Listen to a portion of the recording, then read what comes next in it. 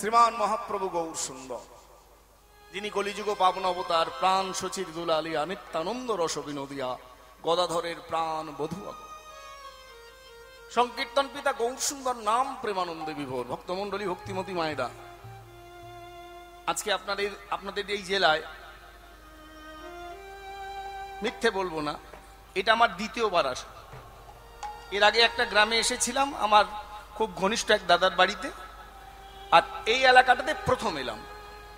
তো সত্যি বলছি, আমার জীবনে জানি না কোন সুকৃতি ছিল যে এত সুন্দর একটা হরিবাসরে প্রথমবারে রাধারানীর কৃপায় আসতে পারলাম। এই হরিবাসরের কথা আমি শুনেছি অনেকবার, কিন্তু ভগবানের কৃপা না হলে, আপনাদের করুণা না হলে তো এগুলো সম্ভব হয় না। তা আপনাদের করুণা এবং ভগবানের কৃপাতে আজকে আপনাদের মাঝে এসে দাঁড়িয়েছি। তো সর্বপ্রথম যে কথাটা আপনাদের কাছে আমি তুলে ধরবো, এই যে এত কিছু থাকার পরেও এই মেদিনীপুর শহরটার মধ্যে হরিবাসরের আয়োজন, হরিনামের আয়োজন কেন হয়? আমরা প্রত্যেক বছর, বিগত 12 বছর ধরে এই অনুষ্ঠানটা চলছে। এই 12তম বর্ষে এসে 9 দিন করে হিসেব করলে 108 দিন আমরা কীর্তন শুনেছি।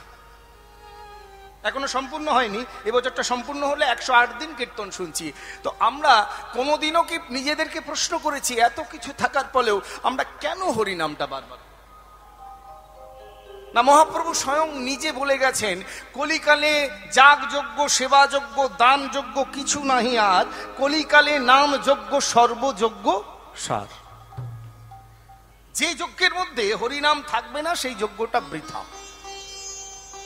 তাহলে মহাপ্রভুর কথা আমরা যদি সকলে মেনে চলি, তাহলে দেখবেন আমাদের কলিকালেও কিন্তু অনেক যজ্ঞ হয় না?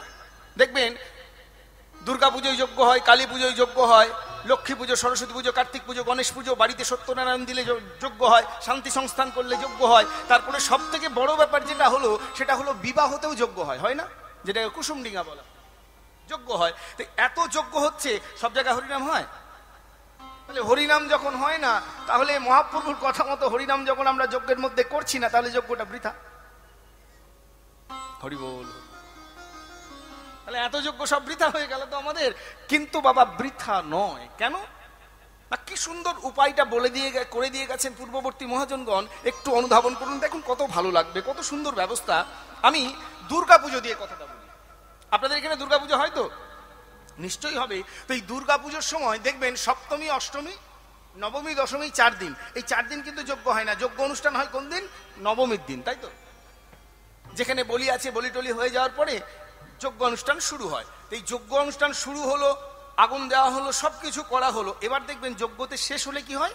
পূর্ণাহুতি দেওয়া হয়। পূর্ণাহুতি দেওয়া হলো, ব্রাহ্মণ বিদায় করা হলো, অগ্নি শীতল করা হলো, দক্ষিণামিদং করে দেওয়া হলো, সংকল্প করে দেওয়া হলো, সব হয়ে গেল। এবার পুজো কার হচ্ছে বললাম বলুন তো? দুর্গা পুজো হচ্ছে। এবার যিনি তন্ত্রধারক পুরোহিত মশাইকে বলেন, হাতে 1 মণ্ডুষ জল নাও বাবা। জল নেওয়া হয়েছে, বলে যে মন্ত্র বলি সেই মন্ত্রটা বলো। এই মন্ত্রটাকে কিন্তু ভালো করে লক্ষ্য করবেন। মন্ত্রটা কি বলে বলুন তো? দুর্গা পুজো হচ্ছে তো, মন্ত্র বলছে কি? প্রিয়তাং পুণ্ডরীকাক্ষ সর্বযজ্ঞে স্মরো হরি। পুজো হলো কার? আর মন্ত্রতে কি বললাম? সর্বযজ্ঞে স্মরো হরি। হরি মানে কে? ভগবান কৃষ্ণ। মানে সর্বযজ্ঞে তোমায় আমরা স্মরণ করি। তারপরে কথা কত সুন্দর বলছে, তস্মিন তুষ্টে জগৎ তুষ্টে। বলে তুমি যদি তুষ্ট হও, গোটা জগৎ তুষ্ট হয়। প্রণীতে প্রণীতং জগৎ। তোমায় প্রণয় করলে গোটা জগৎকে প্রণয় করা হয়। আর কি? এতৎ কর্মফলং শ্রী ভগবান কৃষ্ণ অর্পণমস্তু। কার চরণে সমর্পণ করা হলো? ভগবান কৃষ্ণের চরণে। পুজো হলো কার? দুর্গার পুজো হলো, অর্পণ হলো কোথায়? কৃষ্ণ চরণে। এবার পুরোহিত মশাই বললেন, 10 বার শ্রীহরি জপ করে দাও তো। শ্রীহরি শ্রীহরি শ্রীহরি শ্রীহরি শ্রীহরি শ্রীহরি। এই যে 10 বার জপটা হলো মা, হরিনাম কিন্তু হয়ে গেল। এত করুণার ব্যবস্থা এই কলিকালে। কিন্তু আমাদের দুর্ভাগ্য, বলবো কথাগুলো, রাগ করবেন না তো? করলেও অসুবিধা নেই, গান করেই চলে যাব, অসুবিধা। আপনারা এখানে কেউ মায়াপুর গেছেন? বস গেছেন? কারা গেছেন? হাত তুলুন। বাবা, সবাই গেছে গো, বাহ। আচ্ছা, মায়াপুর যারা গেছেন, যারা যেতে পারেননি, তাদেরকে এসে কি বলেছেন? আমি বলে দিই আপনাদের হয়ে, ভালো করে মিলিয়ে নিন, কথাটা ঠিক বলছি না ভুল বলছি। এই ধরুন মায়াপুর গেছেন তো, আপনার পাশের বাড়ির কেউ যেতে পারেনি, কই গো শুনছো, জানো না এত সুন্দর জায়গা ঘুরে এলাম গো, কি বলবো, জীবন আমার ধন্য হয়ে গেল, এত সুন্দর মন্দির, আর কি বলবো তোমাকে, যখন বিগ্রহ দেখছি, ঠাকুর দেখছি না, মনে হচ্ছে ওইদিকেই তাকিয়ে বসে থাকি, আর কোথাও তাকাবো না।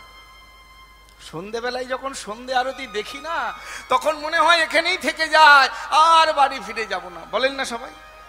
আর কি বলেন বলুন তো? আরেকটা কথা বল, সে কথাটা হলো, কত রকমের বাবাজি দেখলাম রে, আহা, তারা সবাই করেছে কি জানিস, কেউ কালো চামড়ার, কেউ নীল চামড়ার, কেউ সাদা চামড়ার, কেউ গোলাপি চামড়ার, কত রকমের বাবাজি দেখলাম। তারা সমস্তটা মুন্ডন করেছে, এই শিখা রেখেছে, দাদু সঙ্গে তিলক অঙ্কন করেছে, তুলসী কাঠের মালা পড়েছে, কাছা দিয়ে ধুতি পড়েছে, হাতে নামের মালা নিয়ে হরে কৃষ্ণ জপ করছে। দেখে বাবা চোখ দুটো আমার জুড়িয়ে গেল, জীবনটা আমার ধন্য হয়ে গেল, বলি না?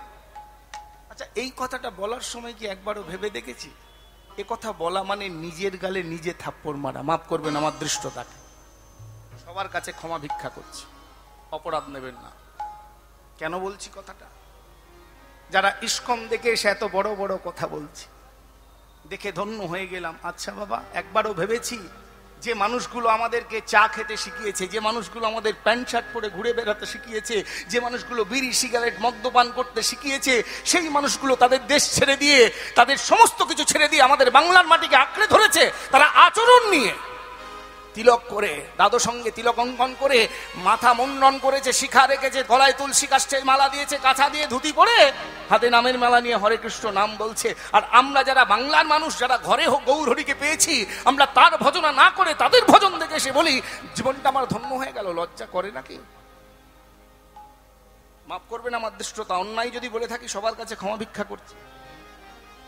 জাগার সময় এসেছে বাবা, জাগুন, জাগতে হবে, না জাগলে উপায় নেই। আরেকটা কথা, আপনাদের মেদিনীপুর জেলার কথা আমার মনে পড়ে গেল, বলবো একটু। একবার জানেন ওই মোবাইলে কি সব, ওই এখনকার দিনে ঘষাঘষি মোবাইল উঠেছে না, সবাই ঘষে ঘষে বেড়ায় জানেন তো। এই আমার এই বাঁদিকে এই ছেলেটি বসে আছে, এই ছেলেটির নাম হলো তাপস। তো ওই মোবাইলে একটা জিনিস আছে, জানেন কি জানো নাম, কি বললে? হ্যাঁ হ্যাঁ, ফেসবুক দেখবেন, ফেসবুক আছে। তো ওই ফেসবুকে একবার ওই ঘটনাটা ওর মোবাইল থেকে আমি দেখেছিলাম।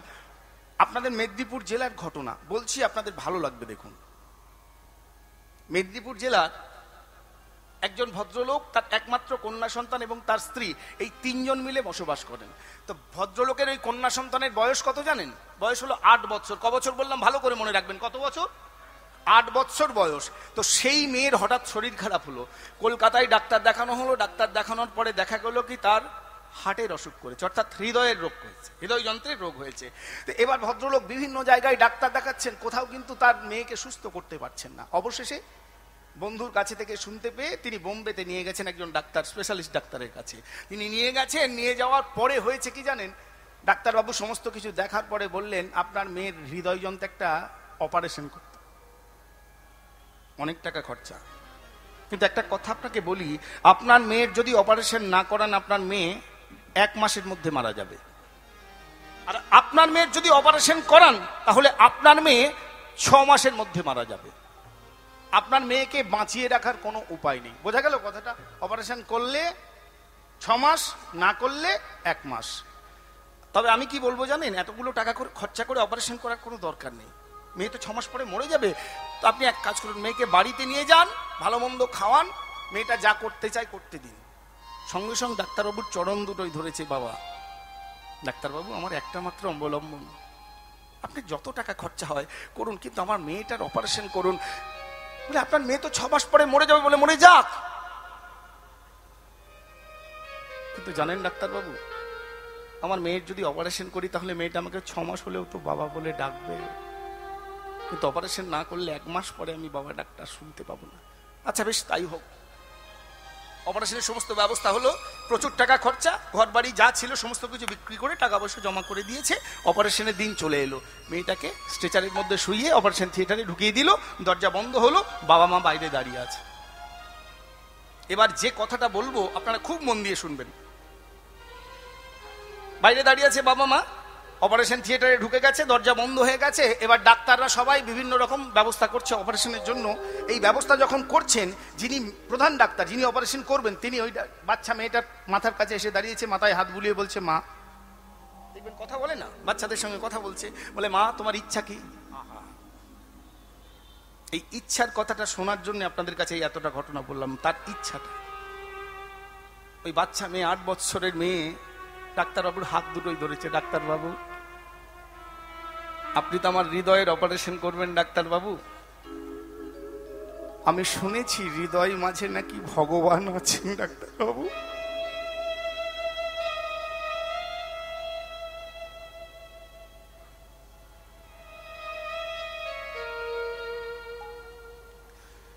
যখন আপনি আমার হৃদয়ের অপারেশন করবেন ডাক্তারবাবু, তখন নিশ্চয়ই আপনি আমার হৃদয়ের ভগবানকে দেখতে পাবেন ডাক্তারবাবু। দয়া করে আমাকে বলবেন আমার ভগবানকে দেখতে কেমন ডাক্তারবাবু?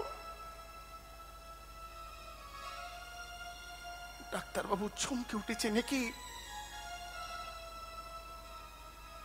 ডাক্তারবাবু মনে মনে চিন্তা করছেন, আমি তো বিজ্ঞান মানি, ভগবান টগবান মানি না।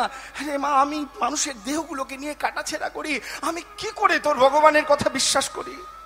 তবে মা তোকে কথা দিলাম, যদি তোর ভগবানকে দেখতে পাই আমি নিশ্চিত তোকে বলবো। অপারেশন শুরু হয়ে গেল। অপারেশন করতে করতে 1-1.5 ঘন্টা অপারেশন হওয়ার পরে হলো কি জানেন? অপারেশন সফল হলো না, সাকসেস হলো না। মেয়েটার আর জ্ঞান ফিরল না। ডাক্তারবাবু নিরাশ হয়ে ওই অপারেশন থিয়েটারের এক কোণে একটা চেয়ারের মধ্যে বসে চিন্তা করছে, এই বাচ্চাটার মা বাবা বাইরে দাঁড়িয়ে আছে, সমস্ত কিছু হারিয়ে আমার কাছে তার মেয়েকে তুলে দিয়েছে অপারেশন করার জন্য, অথচ আমি সেই মেয়েটার অপারেশন সাকসেস করতে পারলাম না। কি উত্তর দেবো আমি এখন? এই চিন্তা করে ডাক্তারটার মনে ওই বাচ্চাটার কথা এলো, হৃদয় মাঝারে নাকি ভগবান আছেন। তিনি ওই অপারেশন থিয়েটারের মধ্যেই সেই হৃদয়ের ভগবানকে কাতর স্বরে ডাকলেন, প্রভু সত্যি তুমি যদি থেকে থাকো তাহলে আজকে কৃপা করো এই বাচ্চাটার প্রতি, কৃপা করো ভগবান, কৃপা করো ভগবান, কৃপা করো ভগবান, কৃপা করো ভগবান, কৃপা করো ভগবান, কৃপা করো ভগবান, আমায় কৃপা করো ভগবান, কৃপা করো ভগবান। আমি এই আধারে পড়িয়া রয়েছি, আমি আধারে পড়িয়া রয়েছি, তুমি করো মোরে পরিত্রাণ, কৃপা করো ভগবান, আমায় কৃপা করো ভগবান, হরি হরি ভগবান, কৃপা করো ভগবান, কৃপা করো ভগবান। এবার একজন ডাক্তারকে এসে খবর দিলেন, ডাক্তারবাবু মেয়েটার একটা হাত নড়ছে। ছুটতে ছুটতে ডাক্তারবাবু এলেও হাত নড়ছে। এবার সেবা শুশ্রূষা ইঞ্জেকশন ওষুধ দিয়ে মেয়েটার একটা হাত থেকে আরেকটা হাত, এইভাবে একটা পা দুটো পা এই করে গোটা শরীরটাতে চেতন ফিরে এনেছে। চেতন যেই ফিরে পেয়েছে ওই বাচ্চা মেয়ে চোখ দুটো এবার খুলেছে, জ্ঞান এসেছে তো, চোখ দুটো খুলেই সামনে দেখতে পেয়েছে ডাক্তারবাবু দাঁড়িয়ে আছে।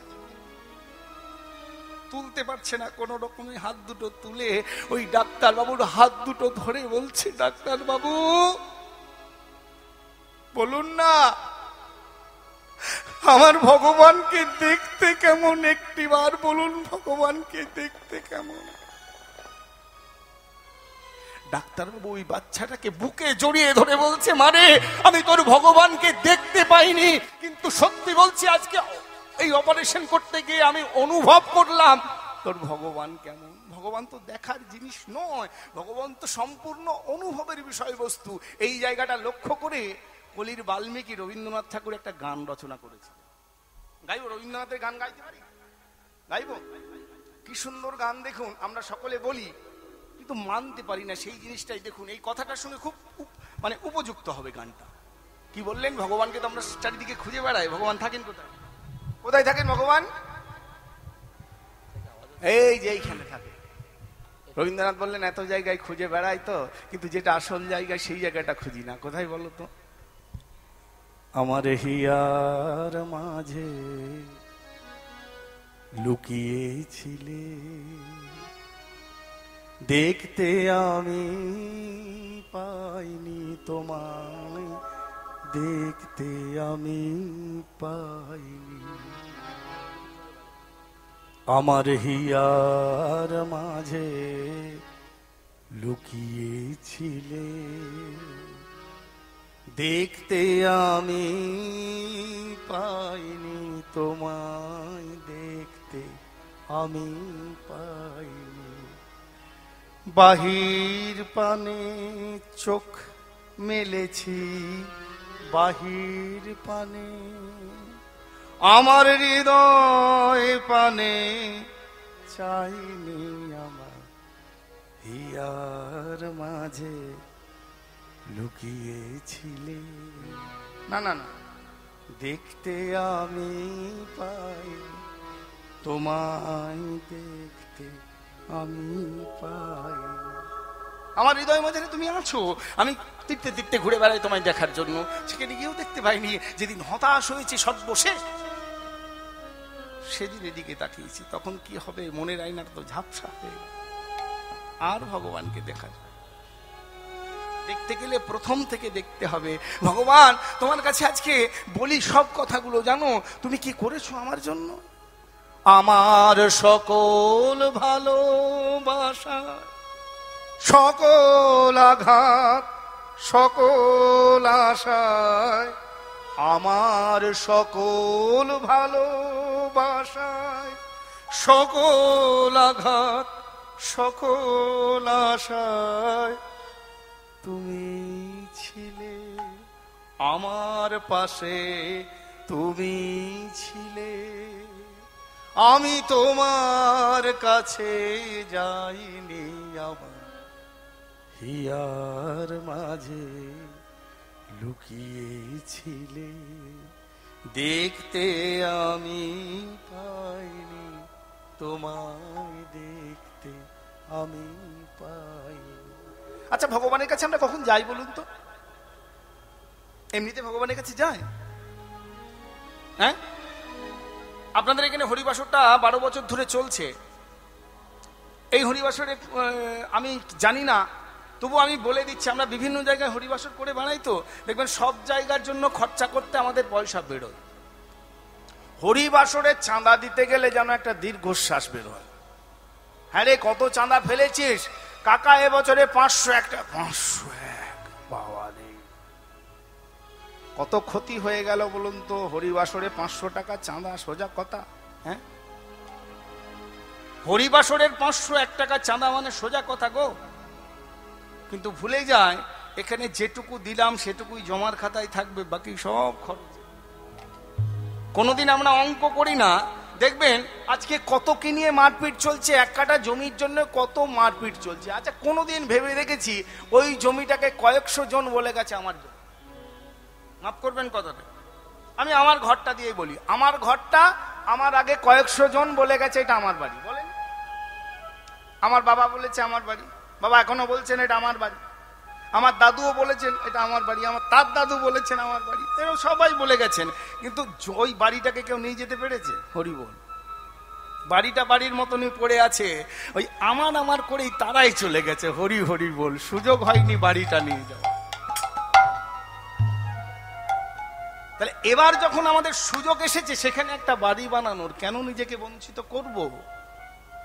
ভগবানের কাছে উজাড় করে দিন, দেখবেন অর্থের অভাব হবে না। ভগবানের দেওয়া ফুরোয় না, আর মানুষের দেওয়া কুলায় না। ভগবানকে দিতে হবে। ভগবানকে দেওয়াটার কারণটা কি বলুন তো? কেন দেব? এখনই অনেক জ্ঞানীগুণী ব্যক্তি আছেন, তারা কি বলে জানেন? ভগবানই তো সব, তাকে আবার দেওয়ার কি আছে, তিনি তো সব করতেই পারেন। বলে বেশ ভালো কথা, একটা কথাই সবাই আমার কথাটার সঙ্গে একমত হবেন। দেখুন, আমি আপনাদের মেদিনীপুরে এসেছি, এখান থেকে প্রসাদ দিয়ে, বেশ সুন্দর প্রসাদ দিয়েছে। আমি কমিটির দাদাদের বলেছি, দাদা যাওয়ার সময় আমাকে একটা প্রসাদ দিয়ে আমি বাড়ি নিয়ে যাব। আমার দুটো ছেলে মেয়ে আছে, বাড়ি নিয়ে গিয়ে কাল সকালবেলায় ছেলে মেয়ে দুটোকে ওর মাকে বলবো একটু করে দাও। আচ্ছা, ছেলে মেয়ে দুটোকে প্লেটে করে দিয়েছে। এমন সময় আমি গিয়ে বললাম, বাবা একটা প্রসাদ দে না। একটা ছেলে আমাকে করলো কি, একটুখানি নিয়ে বললে নাও খাও। আর একটা ছেলেকে চেয়েছি, সে কি করলো, এক চামচ নিয়ে দিয়েছে, নাও এটা তুমি খাও। আর একটা ছেলেকে চাইলাম, সে গোটা প্লেটটা আমার হাতে ধরিয়ে দিয়ে বললো, তুমি এটা খাও, আমি মায়ের কাছ থেকে আরেকটা নিয়ে আসি। আর আরেকটা ছেলেকে যেই বললাম, সে সঙ্গে সঙ্গে ওই প্রসাদের প্লেটটা ছুড়ে দিয়ে বললো, তোমার লজ্জা করে না? এই মাত্র একটু প্রসাদ পেতে বসেছি, সেটাও তুমি চাইছো, লজ্জা করে না? কেমন বাবা তুমি?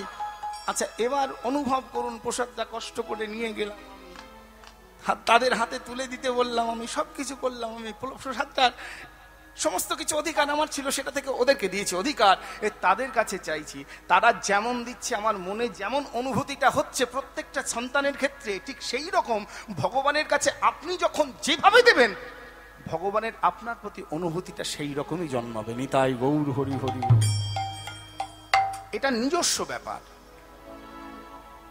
এবার পাইনি তোমায় দেখতে, আমি পাইনি। তাহলে এবারে সবাই মিলে একটা সংকল্প করুন, ভগবানকে দেবেন। দেবেন তো নাকি? আমার কথা শুনে সবাই দেবেন তো নাকি? বলে তুমি যা বলছো বলো বাবা, এত কষ্টের পয়সা দেওয়া যায় কি? হ্যাঁ, এই প্রশ্নটা আমার একবার একজনের সঙ্গে সাক্ষাৎ হয়েছিল, এই প্রশ্নটা তাকে করেছিলাম। বৃন্দাবনে আপনারা এখন যদি ফেসবুক বা ইউটিউব দেখেন, দেখবেন একজন মহারাজজি আছেন, যার নাম হলো প্রেমানন্দ মহারাজ। আপনারা কেউ দেখেছেন কি ভদ্রলোককে? প্রেমানন্দ মহারাজ আজ থেকে 19 বছর আগে তার ডাক্তারে বলে দিয়েছিল, আপনার কিডনি দুটো নষ্ট হয়ে গেছে, আপনি আর 6 মাস পরে মরে যাবেন।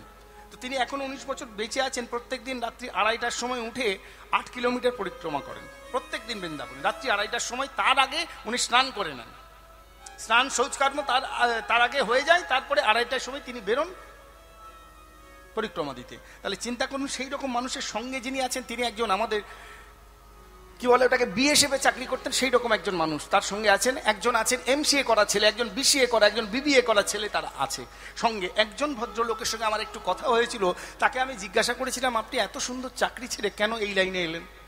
আমার মনে খুব প্রশ্ন জেগেছিল। তো ভদ্রলোক কি উত্তর দিয়েছিল জানেন? উত্তরটা শুনলে আপনাদেরও ভালো লাগবে। দেখুন, বলে আমি যখন স্কুলে পড়াশোনা করতাম, আমি তখন দুপুরবেলা 4টে রুটি খেতাম। আমি যখন স্কুলে পড়াশোনা করতাম, আমি দুপুরবেলায় 4টে রুটি খেতাম। আমি যখন প্রথম বছর চাকরি পেলাম, আমার মাইনে ছিল 60,000 টাকা, তখন আমি দুপুরবেলায় 4টে রুটি খেতাম। আমার মাইনে যখন 1.5 লাখ টাকা হয়, তখনও দুপুরে কিন্তু আমি 4টেই রুটি খেতাম, সেটা 5টা হয়। তাহলে 1.5 লাখ টাকা নিয়ে আমি করবোটা কি খুঁজে পাইনি, কারণ আমার প্রয়োজনটা এইটুকু।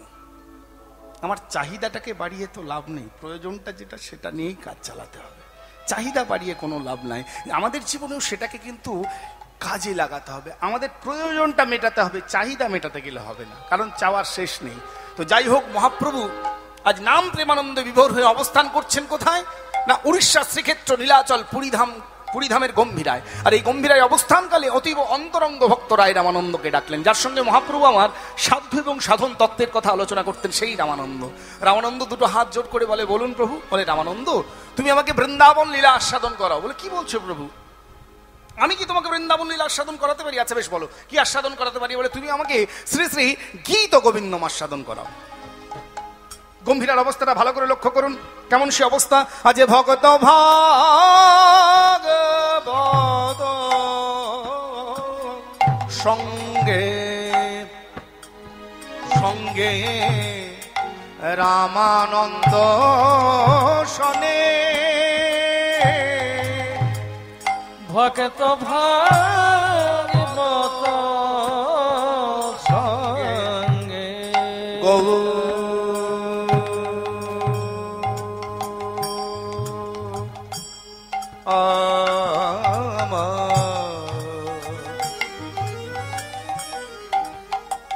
সেই সচিনন্দন গৌর সুন্দর নদিয়া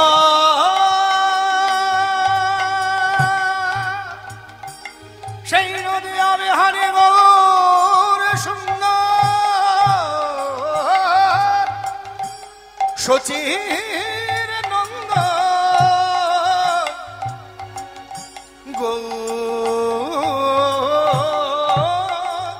আমার সেই সচিনন্দন সেই নদিয়ার চাঁদ গৌর সুন্দর আমার নদিয়া বিহারী গৌর আমার নদিয়ার চাঁদ গৌর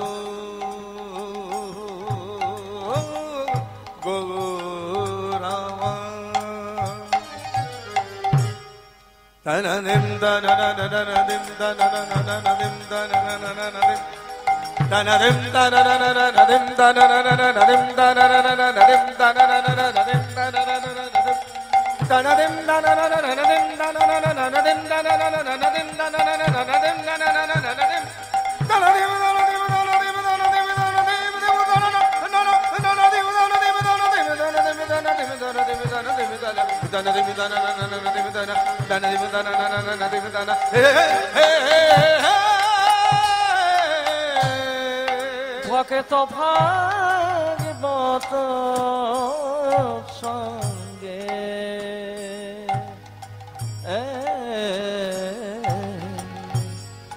রামানন্দ সনে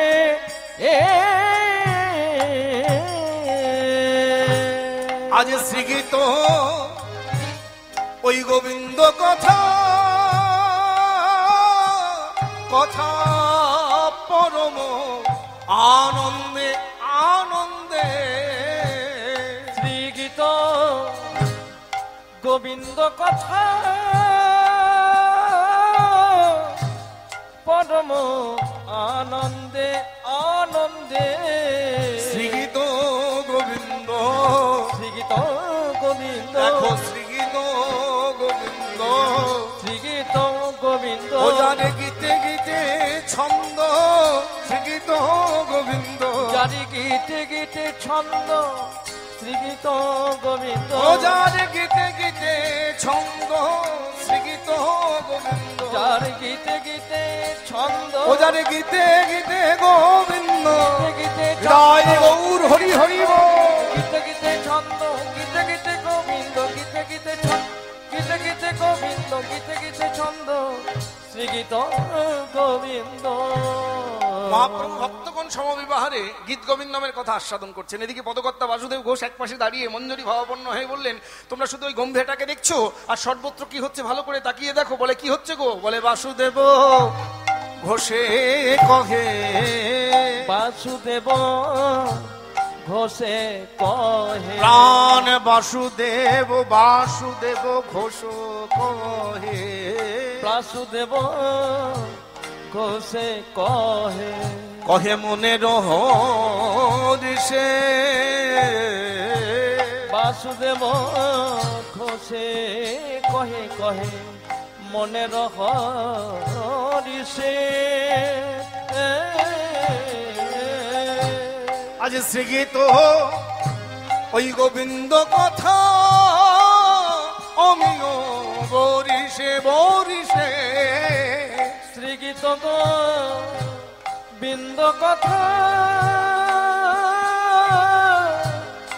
আমিও বরিষে বরিষে আজ নদিয়ায় বরিষে নদিয়ায় বরিষে দেখো দেখো নদিয়ায় বরিষে নদিয়ায় বরিষে ওই শান্তিপুরে বরিষে আজ নদিয়ায় বরিষে শান্তিপুরে বরিষে আজ নদিয়ায় বইছে আজ শান্তিপুরে বরিষে আজ নদিয়ায় বরিষে শান্তিপুরে বরিষে ওই নীলাচল ভাষাইয়ে রায় গৌর হরি হরি শান্তিপুরে বরিষে নীলাচল ভাষাইয়ে শান্তিপুরে বরিষে নীলাচল ভাষাইয়ে শান্তিপুরে বরিষে নদিয়ায় বইছে দেবতা বাসুদেব ঘোষ এক পাশে দাঁড়িয়ে মঞ্জরি ভাবাপন্ন হয়ে বললেন, সর্বত্র অমিয় বর্ষিত হচ্ছে। এই অমিয় শব্দের অর্থ কি? দুটি অর্থ। প্রথম অর্থ, যাহা মিষ্ট তাহা অমিয়। তাহলে আপনাদের এই মেদিনীপুর টাউনে মিষ্টির দোকানগুলোতে অনেক মিষ্টি জিনিস কিনতে পাওয়া যায়, রসগোল্লা, ল্যাংচা, কদমা, বাতাসা, মন্ডা, মিঠাই, দরবেশ, কত কি পাওয়া যায়। আচ্ছা, তাহলে কি শান্তিপুরের মাটিতে তথা ওই গম্ভীরহাট মাটিতে সবাই কোথাও রসগোল্লা, কোথাও জিলিপি, কোথাও কদমা, কোথাও বাতাসা, কোথাও ল্যাংচা এইসব বর্ষিত হচ্ছে? বলে না বাবা, এই অমিয় শব্দের আরেকটি অর্থ আছে, যেটা হলো আসল অর্থ। কি সেই অর্থ? যাহা পান করলে মৃত ব্যক্তি পুনরুজ্জীবিত হয়, জীবিত ব্যক্তি অমরত্ব লাভ করে, তাহা হলো অমিয় ধারা। আর সেই অমিয় ধারা সর্বত্র বর্ষিত হচ্ছে। কি সেই অমিয় ধারা? সেই অমিয় ধারাটি হলো হরি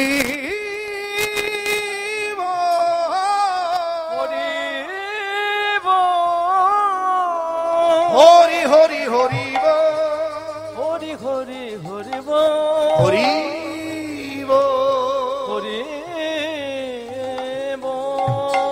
হরি হরি হরি হরি।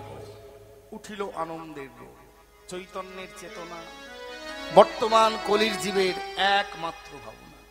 সেই নদিয়া নবদ্বীপের মাটি আছে মা, আছে পতিত পাবনী সুরধনী গঙ্গা, আছে নিতাই চাঁদের প্রেমের বাতাস, আছে গৌর নামের বন্যা।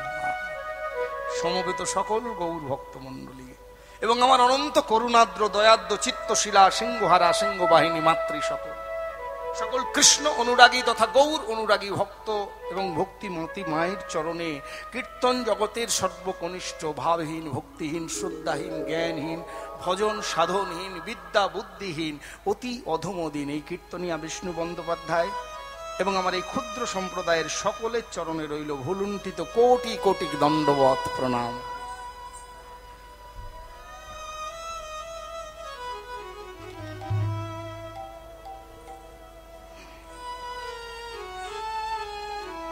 অনন্তকলি পাপ ধ্বংসী হরিকথা মহোৎসব। আজকে যে কথা আমরা আস্বাদন করব, জানি না কেউ গেয়ে গেছেন কি না। দেখুন, কেউ গেয়ে থাকলে বলবেন, অন্য কিছুতে যাব, আর না গাইলে আমি গাইব। একটি ভক্তের কথা আলোচনা করব, যার নাম হলো ভক্ত কবি জয়দেব গোস্বামী। হয়নি? তাহলে গাই। ভক্ত কবি জয়দেব পদ্মাবতী শ্রী শ্রী গীত গোবিন্দম। এই জয়দেবের কথা বলতে গেলে প্রথমেই যেতে হবে সত্য যুগ, যে যুগের তারক ব্রহ্ম নাম নারায়ণ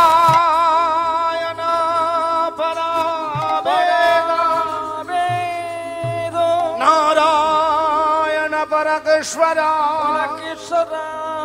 নারায়ণ পরমুক্তি নারায়ণ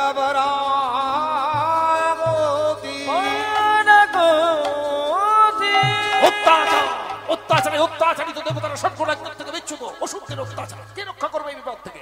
সকল দেবতারা একত্রিত হয়ে তখনকার দিনে রাজার কাছে গেলেন। রাজার নাম হলো মহারাজ মুচকুন্দ। হে রাজন, তুমি আমাদের রক্ষা করো। কি বলছেন আপনারা? আপনারা হলেন দেবতার, আমি সামান্য মানুষ, কেমন করে আপনাদের রক্ষা করবো? বলে, তুমি আমাদের যুদ্ধ করে রক্ষা করো। আমি কি যুদ্ধ করে আপনাদের রক্ষা করতে পারবো? বলে, নিশ্চিত পারবে। আমরা তোমায় আশীর্বাদ করলাম, তুমি যুদ্ধে নিশ্চিত জয়ী হবে। দেবতাদের আশীর্বাদ নিয়ে যুদ্ধ করতে গেল একদিন দুই দিন নয়, পুরো 6 মাস কাল যুদ্ধ করে অসুরদেরকে পরাজিত করে স্বর্গরাজ্য থেকে বিচ্যুত করে দিয়ে দেবতাদের পুনরায় স্বর্গরাজ্যে প্রতিষ্ঠা করেছে। সকল দেবতারা একত্রিত, কেউ মুচকুন্দের মস্তকে পুষ্প পরিশন করছে, কেউ মুচকুন্দের নামে জয়ধ্বনি দিচ্ছে। স্বয়ং বিষ্ণু নারায়ণ আজ মুচকুন্দের সম্মুখে। হে রাজন, আজ আমি বড় খুশি হয়েছি। তুমি আমার কাছে কি চাও বলো? আজকে তুমি আমায় যা চাইবে আমি তোমাকে তাই দেব। আহা, এই লীলাটা আস্বাদন করতে বসেছেন। প্রত্যেকটা কথা কিন্তু মন দিয়ে শুনবেন। যদি মন দিয়ে না শোনেন তাহলে কি হবে জানেন? বাঁধাকপি দেখেছেন? বাঁধাকপি দেখেছেন? কি দেখেছেন বলুন তো? বৈশিষ্ট্য কি বলুন বাঁধাকপির? যদি আপনি বাঁধাকপির পাতা ছাড়াতে যান, কপি খুঁজে পাবেন? বলি বল, শুধু পাতায় পাবেন। মন যদি অন্য জায়গায় চলে যায়, কপি আর খুঁজে পাবেন না, শুধু পাতা। এই যেই বলেছে তুমি আমার কাছে যা চাইবে আমি তোমায় তাই দেব। ভগবান বলছেন যে তুমি যা চাইবে তাই দেব। দেখুন ভক্ত কাকে বলে, কি বলল? হে প্রভু, তোমার কাছে তো চাওয়ার মতো কিছু নেই, তবে তোমায় যদি দিতেই হয়, শোনো প্রভু, এই 6 মাস আমি যুদ্ধ করেছি, এই যুদ্ধক্ষেত্রে অসুরদের রক্ত মাংস আমার শরীরে গেছে, কিন্তু জানো প্রভু, এই 6 মাস আমি ইষ্ট মন্ত্র জপ করতে পারিনি, তুমি আমাকে দীক্ষা দাও। আহা, আমরা হলে কি বলতাম, হ্যাঁ একটা 10 তলা বাড়ি হোক, এই ব্যাংকে টাকা হোক। এটাই হলো ভক্তের চাওয়া, তুমি আমাকে দীক্ষা দাও। স্বয়ং বিষ্ণু নারায়ণ সত্যযুগের মুখ ওই মুচকুন্দকে দীক্ষা দিল স্বর অক্ষর মন্ত্র, 6টি অক্ষরের মন্ত্র। কি সেই মন্ত্র? হরে কৃষ্ণ রাম। বলে প্রভু একটা নিবেদন ছিল, বলে বলো। বলে এই 6 মাস আমি যুদ্ধ করেছি, যুদ্ধক্ষেত্রে না প্রচুর পরিশ্রম হয়েছে, আমি বড় পরিশ্রান্ত, বড় ক্লান্ত, আমি একটু বিশ্রাম করতে চাই। বলে নিশ্চিত, তোমার জন্য বিশ্রাম কক্ষ আমি নির্মাণ করেছি এই প্রবর্ষণাগিরিতে, যেখানে তুমি নিশ্চিন্ত মনে বিশ্রাম করবে। কেউ তোমার ঘুম ভাঙাতে পারবে না, কেউ তোমায় জাগ্রত করতে পারবে না। যে তোমার ঘুম ভাঙাবে, যে তোমাকে জাগ্রত করবে, তোমার এই ক্রোধা নলে পড়ে পুড়ে ছাই হয়ে যাবে। বলে প্রভু তুমি আমাকে একটা আশীর্বাদ করো। বলে কি? বলে আমি যখন নিশ্চিন্ত মনে বিশ্রাম করবো না, আমার জিহ্বাটা যেন তোমার দেওয়া ইষ্ট মন্ত্র অবিরত জপ করতে থাকে। বলে ঠিক আছে, তথাস্তু, তাই হবে। আচ্ছা, এখানে একটা প্রশ্ন জাগবে, দেখুন আমরা জব কি জন্য করি? দীক্ষা নিয়েছেন সবাই? যারা দীক্ষা নিয়েছেন একটু হাত তুলুন। বাহ, এই তো অনেকেই দীক্ষা নিয়েছেন। আচ্ছা আচ্ছা, দীক্ষা নিয়ে তো জব করি নাকি? করি তো নাকি? কবার করি? কেউ বলবে 12 বার করি, কেউ বলে 8 বার করি, কেউ বলে 6 বার করি। ওই করে দিই, গুরুদেব বলেছে করে দিই, দায়িত্ব আছে একটা, কর্তব্য করার, করে দিলাম। জব করার কারণ কি জানেন? জব করার উদ্দেশ্য হলো জব করতে করতে জিহ্বাটাকে বসে, আর যেদিন জিহ্বা আমার বশের হয়ে যাবে সেদিন আর জব করতে হবে না, জিহ্বা আপনা আপনি নাম উচ্চারণ করবে, সেই জন্য জব। আজকে জব না করে অজপার আশীর্বাদ নিয়ে চলে গেল মুচকুন্দ। চিন্তা করুন ভক্তের কত সুন্দর চাতুরতা। ভক্ত শুধু হলে হবে না, এই লীলাটাতে আরো একটা বিষয় আছে, দেখবেন ভক্ত হওয়া শক্ত, পণ্ডিত রইল বসে, গাছের ফল গাছে রইল, বৃন্ত পড়ল খসে। মানে গাছের যে গাছের ফলটা ধরেছে, ফলটা সেখানেই আছে, কিন্তু তার বোঁটাটা খসে পড়েছে। আজকে কিন্তু সেটার প্রমাণ আমি দিয়ে যাব। আপনারা শেষে আমার কাছে জানতে চাইবেন, যদি ভুলে যাই তাহলে আমি উত্তরটা দিয়ে যাব, আপনারা মিলিয়ে নেবেন, সত্যি করে বোঁটাটাই পড়ে থাকে, ফলটা কিন্তু সেখানেই চলে যায়, গাছেই থাকে। এবার অজপার আশীর্বাদ নিয়ে বিশ্রাম করতে গেল, দেখতে দেখতে সত্যযুগ পার হয়ে গেল, ত্রেতা যুগ পার হয়ে গেল, দাপর যুগ। ভগবান কৃষ্ণ কৈশোর লীলায় মত্ত। আর একটা জিনিস লক্ষ্য করবেন, প্রত্যেক যুগে কিন্তু ভগবানের শত্রু আছে। সত্য যুগে ছিল, ত্রেতা যুগে ভগবান রামচন্দ্রের শত্রু ছিল, দাপর যুগে ভগবান কৃষ্ণ সব থেকে বড় শত্রু কে বলুন তো? কংস। বলে ওকে তো মারতে পারবে ভগবান কৃষ্ণ, অঘাসুর বকাসুর বলে গেলে সব ভগবান কৃষ্ণ মারতে পারবে, কিন্তু এমন একজন আছে যাকে ভগবান কৃষ্ণ পর্যন্ত মারতে পারবে না। কে বলুন তো? সে হলো কাল যবন। ওই অহংকার তর্পে জাহির করে উঠলো কে? কই গোপন্ন ভোজি বালক তোকে তোমরা ভগবান বলো, ওই রাখাল বালকের এডু ফল খাই তাকে তোমরা ভগবান বলো, ওই ব্রজকবিদের ঘরে ঘরে নমুনি চুরি করে খাই তাকে তোমরা ভগবান বলো। আমি মানি না। বলে কে ভগবান? বলে আমি ভগবান। বলে কি করে প্রমাণ হবে যে তুমি ভগবান? বলে আমি যুদ্ধ করে প্রমাণ করে দেবো। যুদ্ধে আমি যদি হেরে যাই তাহলে কৃষ্ণ ভগবান, আর কৃষ্ণ হেরে গেলে প্রমাণ হয়ে যাবে যে আমি ভগবান। ঠিক আছে, তাই হবে। যুদ্ধের দিন স্থির হয়েছে, 60,000 সৈন্য সাজিয়েছে কাল যবন। ঠিক যেদিন যুদ্ধ হবে তার আগের দিন দাদা বলরামকে সঙ্গে নিয়ে যুদ্ধক্ষেত্রটা দেখতে গেছে। কোনো সৈন্য সামন্ত নেই, দাদাকে সঙ্গে নিয়ে যুদ্ধক্ষেত্র দেখাচ্ছে। ও দাদা, ওই দেখো কত সুন্দর যুদ্ধক্ষেত্র সাজিয়েছে, কালকে যুদ্ধ হবে। এই দেখো কত অশ্বারোহী, কত গজারোহী, কত পদাতিক সৈন্যদল, দাদা কালকে যুদ্ধ হবে। এখন দূর থেকে দেখতে পেয়েছে কাল যবন। আরে ওই তো সেই গোপন্ন ভোজি বালক কৃষ্ণ, আর কালকে না, এখনই মেরে ফেলে। এই বলে 60,000 সৈন্য কাল যবন কৃষ্ণ বলরামকে ধাওয়া করেছে, আর কৃষ্ণ বলরাম ছুটতে আরম্ভ করেছে। ছুটতে সেই প্রবর্ষণাগিরিতে উপস্থিত, যেখানে সত্যযুগ থেকে বিশ্রাম করছে কে? মহারাজ মুচকুন্দ। ভগবান কৃষ্ণ মনে মনে চিন্তা করছে, তোমাকে আমি মারতে পারবো না, ঠিক আছে, কিন্তু তোমার জন্য অস্ত্র আমার একটা নির্মাণ করা আছে, আজকে কাজে লাগাবো। সেই সত্যযুগ থেকে রেখেছে। কি করলো জানেন? নিজের রঙের যে উত্তরীয় চাদরটা ছিল, সেই চাদরটা নিয়ে ওই মুচকুন্দের রঙে ঢাকা দিয়ে দাদা বলরামকে সঙ্গে নিয়ে অন্য একটা গুহায় লুকিয়ে পড়েছে। কিছুক্ষণ পরে খুঁজতে খুঁজতে এসে উপস্থিত, ঘুমানো হচ্ছে? হ্যাঁ, গোপন্ন ভোজি বালক, ভগবান হওয়ার সাপ জেগেছে না? দাঁড়াও, সাতটা তোমার মিটিয়ে দিচ্ছি। এই বলে 60,000 সৈন্যকে বহির্দ্বারে দাঁড় করে দিয়ে কাল যবন কৃষ্ণ বলরাম মনে করে ওই মুচকুন্দের শয্যাটার পাশে গিয়ে ওই মুচকুন্দের বক্ষটাকে লক্ষ্য করে ডান পাটা তুলে যেই মাত্র পদাঘাত, আর ঘুমটা ভেঙে গেছে। যেই তাকিয়েছে 60,000 সৈন্য কাল যবনের দিকে, 60,000 সৈন্য কাল যবন পুড়ে ছাই হয়ে গেছে। দাদা বলরাম একটু তোতলা ছিল, জানেন তোতলা বোঝেন? আমি পায়ে ধরে ক্ষমা ভিক্ষা করছি, এখানে যদি কোনো তোতা মানুষ থাকেন কিছু মনে করবেন না, আমি পায়ে ধরে ক্ষমা ভিক্ষা করছি। একটা সত্যি কথা কি জানেন? তোতা মানুষ যদি ভয় পেয়ে যায় তাহলে দেখবেন তার তোতলামি আরো বেড়ে যায়, না?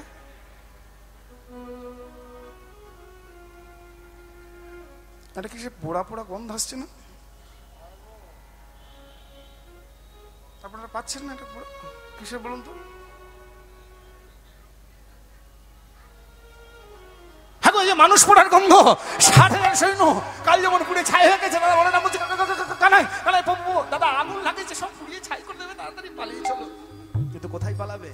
ভক্ত ভগবানকে চিনতে পেরে যে দুটো হাত জোর করে বলছে, প্রভু এই বেশি তো তোমায় দেখিনি। বলে তুমি যে বেশি দেখেছিলে সেটা ছিল সত্যযুগ, সত্যযুগ পার হয়ে গেছে, ত্রেতা যুগ পার হয়ে গেছে, এখন হলো দাপর যুগ, আর আমি এখন কৈশোর লীলায় মত্ত। বলে প্রভু এই যুগের সর্বোত্তম লীলা কি প্রভু? বলে এই যুগের সর্বোত্তম লীলা হলো রাসলীলা। বলে প্রভু এই রাসলীলা আমি আস্বাদন করবো। বলে তাহলে তুমি জন্ম নিতে হবে। বলে জন্ম নেবো। বলে কোথায় যাবে? বলে আমি বঙ্গভূমির মাটিতে যাব। বলে কোন স্থানটায় যাবে? আমি তোমাকে নির্ণয় করে দিই, ভালো করে শোনো। ওই অজয় নদের তীর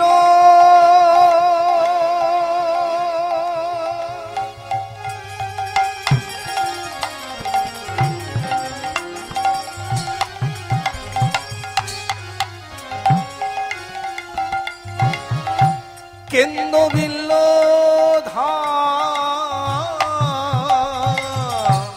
অজয় নদের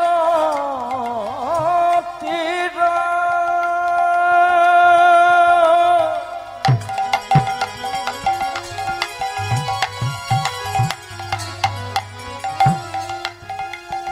ও হে মহারাজ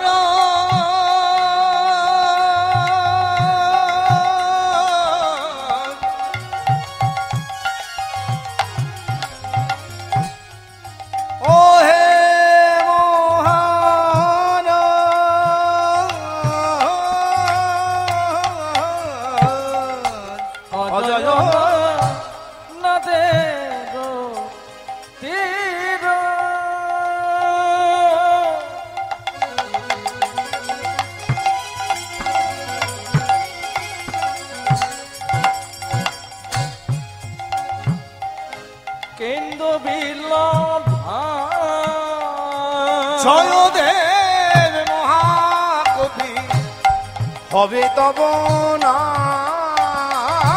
জয়দেব মহাকবি হবে তব না। তোমার পিতা হবে ওই ভোজদেব মাতা বামা দেবী। তোমার পিতা হবে ভোজদেব মাতা বামা দেবী।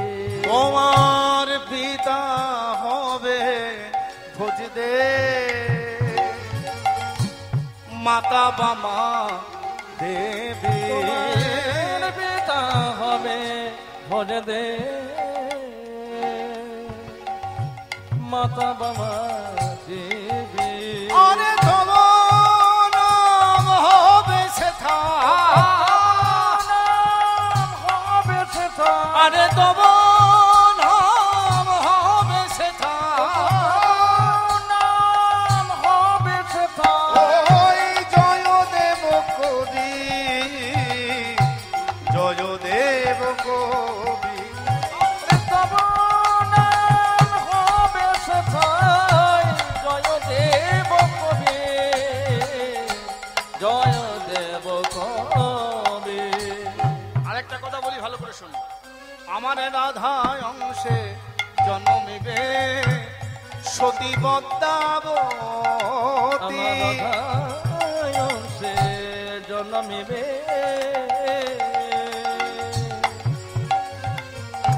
সতী পদ্মাবতী। আমার রাধা অংশে জন্মিবে সতী পদ্মাবতী। অংশে জন্মিবে সতী পদ্মাবতী। আর দোহার মিলনে তুমি বুঝিবে প্রীতি। দোহার মিলনে তুমি বুঝিবে প্রীতি। তুমি সেথাই বসে আশা দিবে, বসে আশা দিবে। তুমি সেথাই বসে আশা দিবে, বসে আশা দিবে। ওই রাধা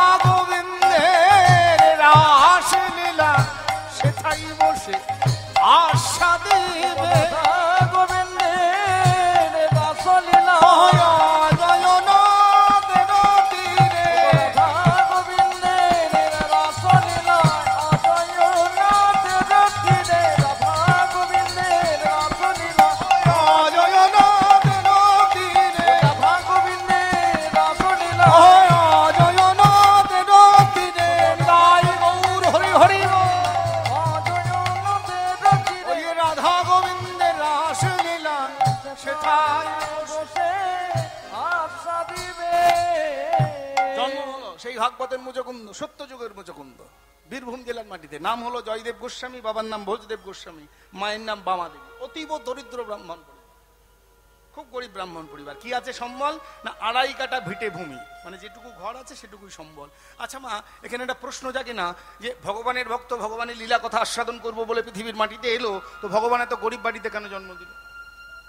বেশ টাকা পয়সা গাড়ি বাড়ি আছে, এই বাড়িতে জন্ম দিতে পারতো তো। কিন্তু ব্যাপারটা কি জানেন? ভগবান নিজ মুখে বলেছেন না, যে করে আমার আশ করি তার সর্বনাশ। মানে ভগবানকে যারা ভালোবাসবে তাদের দুঃখ জ্বালা যন্ত্রণা ভগবান দেবেন, অবশেষ কি করবে না সর্বনাশ করে দেন। আপনারা ভগবানকে ভালোবাসেন নাকি? খবরদার, দুঃখ জ্বালা যন্ত্রণা অবশেষ সর্বনাশ। আচ্ছা, যিনি ভগবান তার ভক্তদের এত কষ্ট দেন কেন বলুন তো? তাকে ভালোবাসে, তাদেরকে এত কষ্ট জ্বালা যন্ত্রণা অববন্টন কেন দেন? এর মধ্যে কারণ এক কথায় উত্তর দিলে পেয়ে যাবেন। দেখুন, এক কথায় উত্তর। মহাজন বললেন কি বলুন তো? যে যারা স্কুলে যায় তারা পরীক্ষা দেয়, যারা স্কুলে যায় না যা বোঝার বুঝে নিন। আমি আর ভেঙে বলবো, এটুকুতেই বুঝে নেন, সত্যি কথাই। তো জন্ম হয়েছে, আস্তে আস্তে বড় হচ্ছে। আর আগেকার দিনে ব্রাহ্মণদের একটা নিয়ম ছিল কি জানেন? গর্ভাষ্টম উপনয়ন, গর্ভ থেকে ধরে 8 বছর বয়সে ছেলের পৈতে দেওয়া হতো। তো জয়দেব গোস্বামীরও তাই হয়েছে। তাহলে 8 বছর গর্ভ থেকে ধরে, মানে কত বয়স হলো? 7 বছর 2 মাস। গর্ভতে 10 মাস বাদ দিন, তাহলে আর 7 বছর 2 মাস, তাহলে 8 বছর হচ্ছে গর্ভাষ্টম, মানে গর্ভ থেকে ধরে 7 বছর 2 মাস। এই বয়সে ছেলেটার পৈতে হয়েছে, ব্রহ্মচারী অবস্থা থেকে বেরিয়েছে, মস্তকটা মুন্ডন করা, গলায় যজ্ঞোপবীত, গেরুয়া বেশ পড়ে আছে। মনে মনে চিন্তা করছে কোথায় যাব না, বিল্লমঙ্গলের প্রতিষ্ঠিত টোলে পড়াশোনা করতেন জয়দেব গোস্বামী। ভাবছে কি তাহলে একটু গুরুদেবের সঙ্গে দেখা করে আসি, যাই টোলে যাই, নিয়ে গুরুদেবের সঙ্গে দেখা করে আসি। অবস্থাটা কেমন ভালো করে লক্ষ্য করুন। মস্তক মুন্ডন করা, গেরুয়া বেশ পড়ে আছে, গলায় যজ্ঞোপবীত, বগলে একটা পাত্তারি নিয়েছে। পাত্তারি বোঝেন? আগেকার দিনের লোকরা যদিও বুঝবে, এখনকার দিনে ছেলেরা বুঝবে না। পাত্তারি হচ্ছে, আগেকার দিনে খাতা ছিল না তো, ওই তাল পাতাগুলোকে কেটে সুতো দিয়ে বেঁধে একটার পর একটা সাজিয়ে রাখা হতো, তার মধ্যে দোয়াত দিয়ে লেখা হতো, তাকে বলা হতো পাত্তারি। সেই পাত্তারি একটা বগলে নিয়েছে, মাথায় একটা তাল পাতার ছাতা নিয়েছে, অজয় নদের তীর ধরে ধরে হাঁটতে হাঁটতে যায়। এই হাঁটতে হাঁটতে যখন যাচ্ছে, গোলক বৈকুণ্ঠ ছেড়ে দিয়ে ভগবান কৃষ্ণ এসে অজয় নদের তীরে দাঁড়ালেন, কিন্তু দেখা দিলেন না। দেখি ভক্ত আমায় মনে রেখেছে কিনা। জয়দেব গোস্বামী হাঁটতে হাঁটতে যাচ্ছে, আর ভগবান কৃষ্ণ দূর থেকে একটা সংকেত করেছে। কেমন সেই সংকেত? জয়দেব গোস্বামী হাঁটতে হাঁটতে যাচ্ছে তো, আর দূর থেকে সংকেত করলো কি, আজ মোর, কেমন ভাবে সংকেত করছে, আজ মুরলি বাজে অজয় তীরে, মুরলি বাজে রে অজয় তীরে, মুরলি বাজে রে অজয় তীরে, মুরলি বাজে রে অজয় তীরে। চারিদিকে ঘুরছে, কাউকে তো দেখতে পাচ্ছে না। মুরলীর ধ্বনি কোথা থেকে আসছে? ভগবান কৃষ্ণ মনে মনে চিন্তা করছেন, মুরলীর ধ্বনি তো অনেক দূর থেকে শোনা যায়, কিন্তু আমি ওর কাছে আছি কি করে প্রমাণ দেবো? বলে কেন? আমার চরণে নুপুর আছে, নুপুরের ধ্বনি বেশি দূর থেকে শোনা যায় না। করলো কি জানেন? রণ ঝন নুপুর চরণে বাজে রে,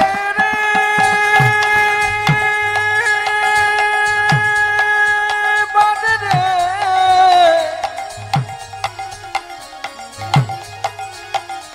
বাজে রে,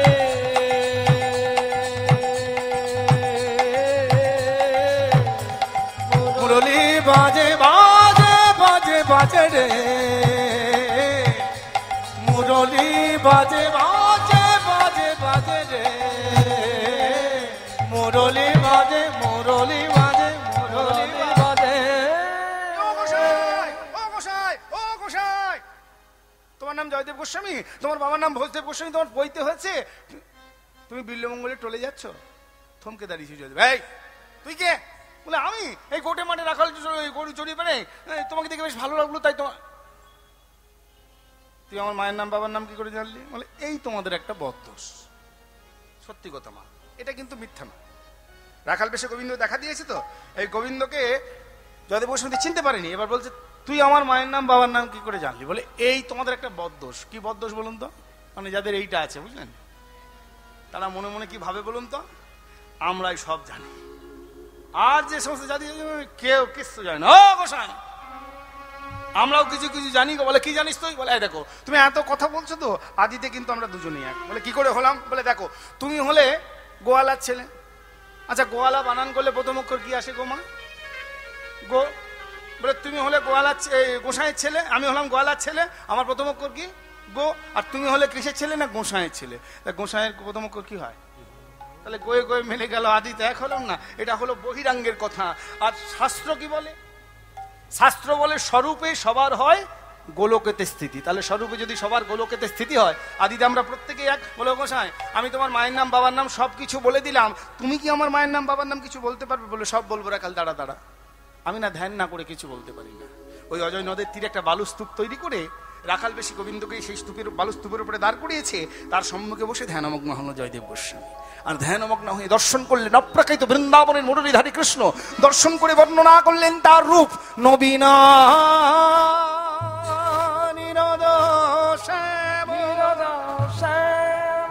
নীলেন্দি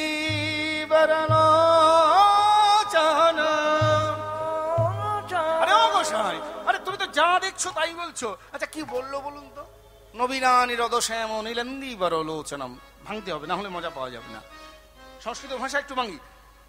নবীনা, নবীন মানে কি? নূতন। নবীন মানে হলো নূতন। নিরদ, নিরদ মানে নিঃশব্দের নেই। রোদ মানে হলো রোদ্দুর। রোদ্দুর নেই এমন অবস্থাটাকে কি বলে? মেঘলা বলে, মেঘ। তাহলে নিরোধ মানে হলো মেঘ। তাহলে নূতন জল ভরা মেঘ দেখতে কেমন হয় মা? দেখেছেন আপনারা? বলে বহুদিন হয় নাই, দেখবো কি করে? নতুন জল ভরা মেঘ দেখতে হয় কালো। ভগবান কৃষ্ণের গায়ের রংটা ওই রকম। আর কি? নীলেন্দ্রিবর লোচনম। ইন্দ্রিবর শব্দের অর্থ হলো নীল পদ্ম। নীল পদ্মকে ইন্দ্রিবর বলা হয়। তো এই নীল পদ্মের পাপড়িগুলি যেমন, ভগবান কৃষ্ণের চোখগুলি ঠিক সেই রকম। বলে গোসাই তুমি আমার মায়ের নাম বাবার নাম কিছু বলো। বলে সব বলবো। রাখাল দাঁড়া দাঁড়া। কদম্ব মালম নবীনতমালম, কদম্ব মালম নবীনতমালম, কদম্ব মালম নবীনতমালম, কদম্ব মালম নবীনতমালম, কুঞ্চিত চারুকে শোভাসা, কুঞ্চিত চারুকে শোভাসা, কুঞ্চিত চারুকে শোভাসা, কুঞ্চিত চারুকে শোভাসা। যা দেখছো তাই বলছো। নবীন, আমি একটা কদম ফুলের মালা পরেছি। কদম্ব মালম নবীনতমালম মানে নবীন তমাল গাছকে দেখতে যেমন লাগে, আমি কদম ফুলের মালা পরে আমাকে সেরকম লাগছে। আমার কেশপাশগুলো কুঞ্চিত, আমার চুলগুলো কোঁকড়ানো। আমার মায়ের নাম বাবার নাম কিছু বলো। বলো সব বলবো। রাখাল দাঁড়া দাঁড়া।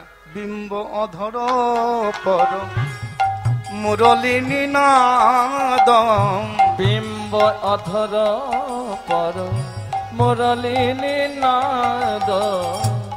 এই যে শাস্ত্রে জয়দেব গোস্বামী বর্ণনা করেছেন, এই জায়গাটা এত সুন্দর, আমার খুব ভালো লাগে।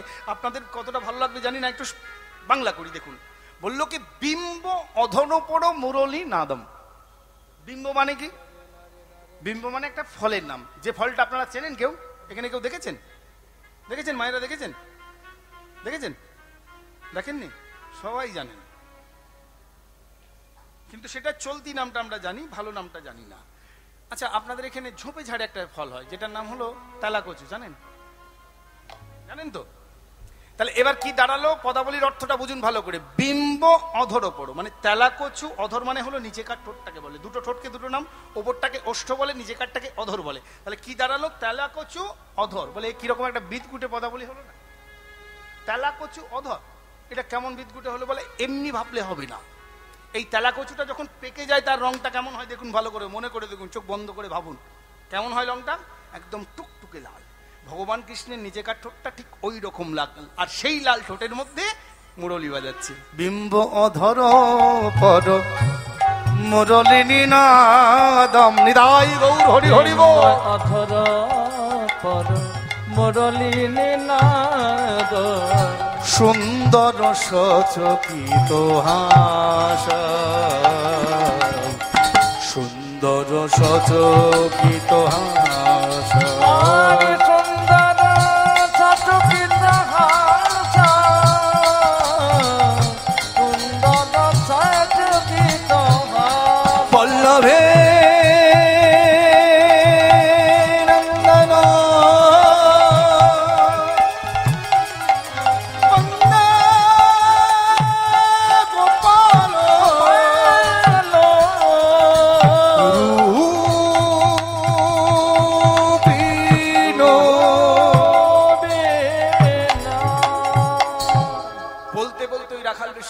চরণে জয়দেব গোস্বামীর মাথাটা আপনা আপনি উড়ে গেছে। এ কি করলে গোসাই? ও গোসাই, কি করলে গো? তুমি ব্রাহ্মণের ছেলে, তুমি গোসাইয়ের ছেলে, তোমার মাথাটা আমার পায়ের কাছে দিলে। জয়দেব গোস্বামী দুটো হাত জোর করে বলছে, রাখাল, আমি একটিবারের জন্য মনে মনে ভাবিনি যে আমার মাথাটা তোর ওই চরণে দেব, কিন্তু জানি না রাখাল, তোর ওই চরণে কি আছে, আমার মাথাটা যেন আপনা আপনি তোর ওই চরণে পড়ে গেল। গোসাই এদিকে শোনো, তুমি তো আমার নাম বলতে পারলে না, আমি তোমাকে আমার নামটা বল। কি তোর নাম? আমার নাম শুনবে? আমার নাম হলো রাধা মাধব। আর শোনো, এই রাধা মাধব বলে তোমায় আমায় ডাকতে হবে না, আমি তোমার সঙ্গে সখ্য ভাব স্থাপন করেছি, বন্ধুত্ব করেছি। এই বন্ধু বন্ধুকে ডাক নামে ডাক, আমার একটা ডাক নাম আছে। কি তোর ডাক নাম? আমার ডাক নাম শুনবে? আমার ডাক নাম হলো মাধব।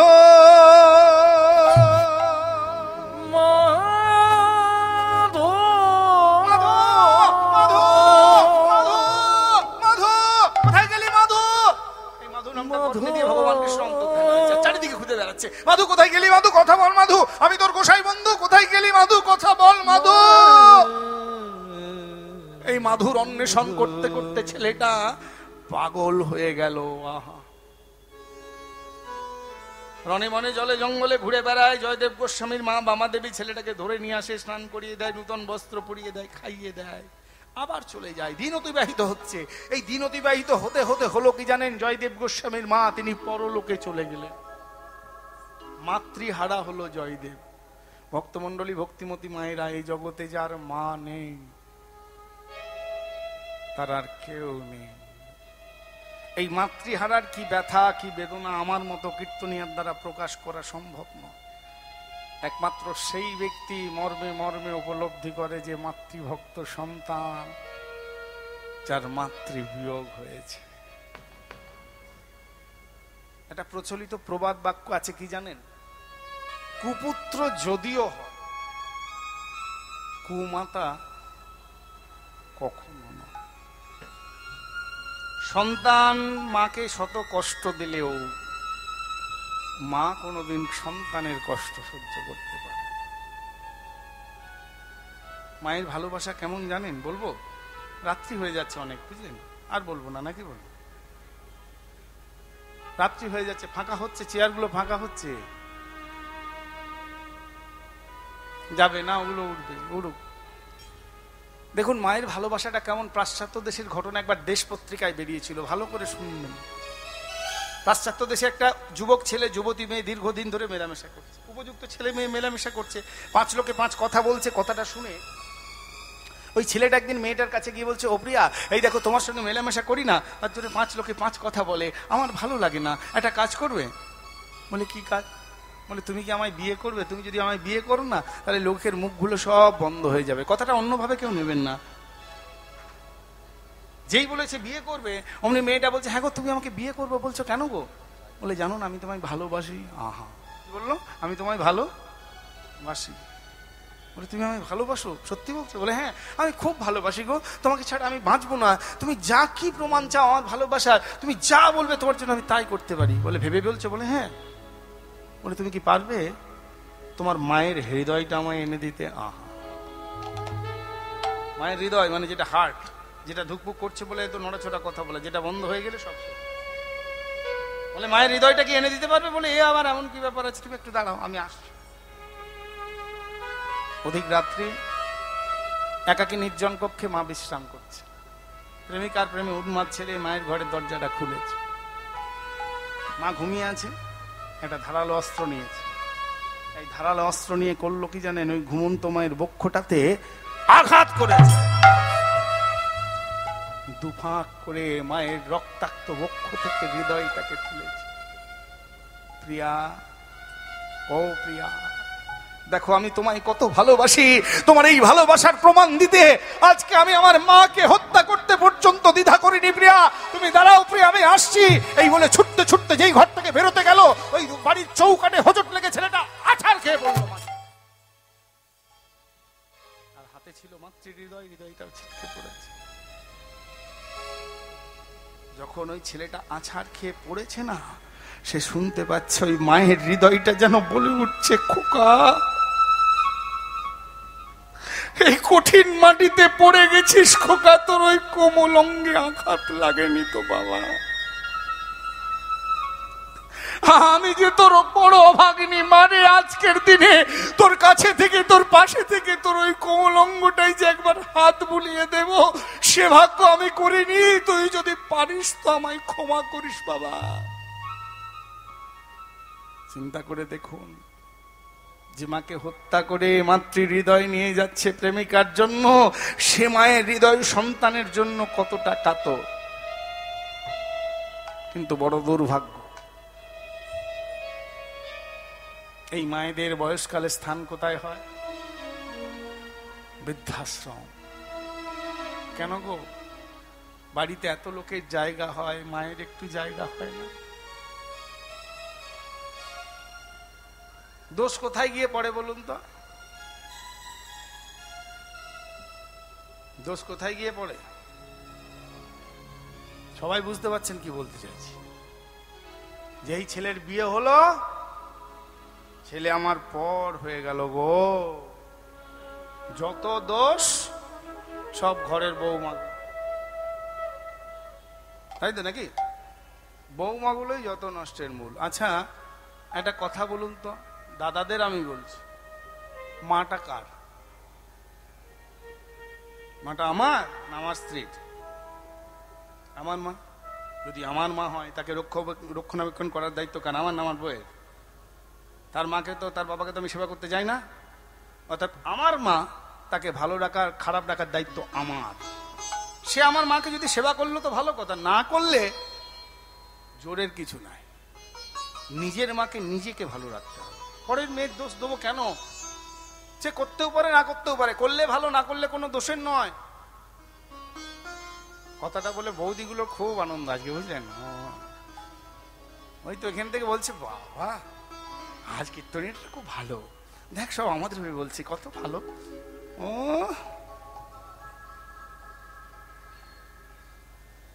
আপনাদের একটা কথা বলি, দিদি বৌদিগুলোকে বলি, আপনারা কিন্তু ভুলে যাবেন না, আপনি সাজানো বাগানে ফুল তুলছেন, এটা কিন্তু কোনোদিন ভুলবেন না।